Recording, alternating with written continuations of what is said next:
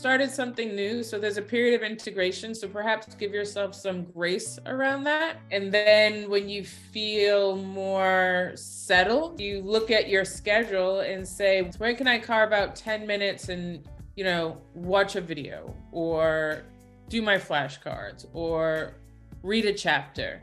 As you structure your own personal day, you'll see where you can fit in. Allocated that time and you've made a concerted effort to show up. It has been my experience that space opens up more and more, right? So if you want to be able to do more herbal studies and you have been consistent with saying, you gave yourself the grace and now you're like, okay, I feel a bit more settled in my job. Now I'm looking at my schedule from 5 to 5:10. I'm going to read this one chapter or I'm going to listen to this one video and I'm going to do that consistently. Now, whatever consistently is for you, it consistently doesn't always have to be every day. It has to be on a regular timetable. So if you say, I can do this 3 days a week, then you do it 3 days a week. If you say you can do it 2 days a week, do it 2 days a week. Whatever is feasible for you, right? Not what anyone else would do or what you think you should do,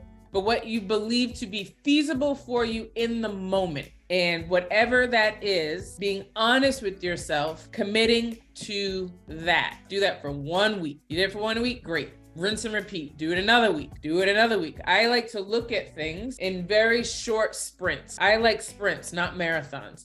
So give me a sprint. A week would be a sprint on holding true to something.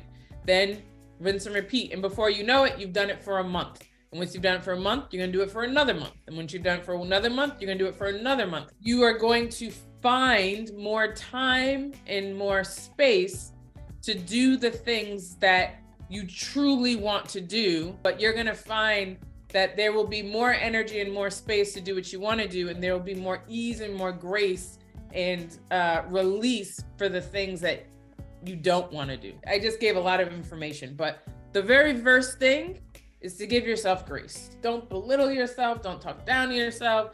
Don't use the awful S word, which is should. Don't do any of those things, right? You had a huge change in your job situation in which now you have to learn new tasks, you have to learn new skills, and you have to show up in a way that you haven't had to before. That would throw anyone off. There's a period of adjustment. There's a period of integration. Give yourself the permission to exhale and be in what you have to be in right now so that you have the space to be in what you want to be in later. Because if you just stay in this space, you'll look up and a year's passed. That happens to people all the time. That's happened to me. That's happened to everybody, right? You look up and you're like, yo, a whole year has passed. What was I doing? Rolling around in your body or rolling around in your mind, and you're allowing the overwhelm to just completely engulf you. Instead, if all of us could give ourselves more grace and ease to slow down and say, okay, I understand what I want, and I also understand what has to happen right now.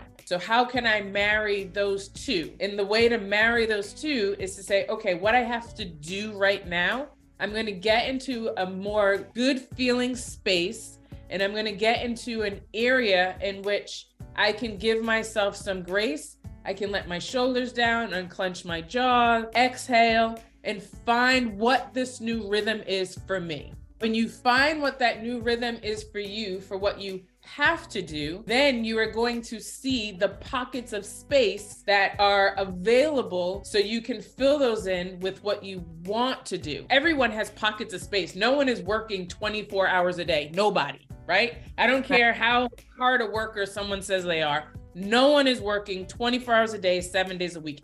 Everybody has some pockets of space. The important thing is during this phase is filling those pockets of space with what you want and not filling those pockets of space with escapism. Let me explain. A lot of times when we're overwhelmed and work happens or whatever, the moments you get a reprieve, those are generally filled with escapisms, right? That's like, I'm going to just mindlessly scroll on social media. I'm going to veg out to a show. I'm going to go to a bar, whatever it is for people, right? That's what they're filling that space in. But what is so important is to fill those spaces with what you want. So when you find those spaces and you're saying, well, I want to study this, that's what you fill that space with. You find you're like, okay, I've got 10 minutes. Don't say, I only have 10 minutes. Say, I have 10 minutes, and be deliberate about what you're going to fill that space with. The way that we frame this is so important.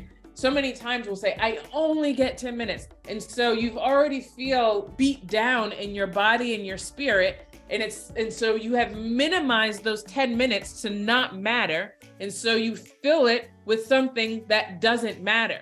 But if you say, I get 10 minutes, I have 10 minutes, you have changed the vibration of that time. You have changed the vibration in your body. And so now you say, I get to fill that 10 minutes with something I want.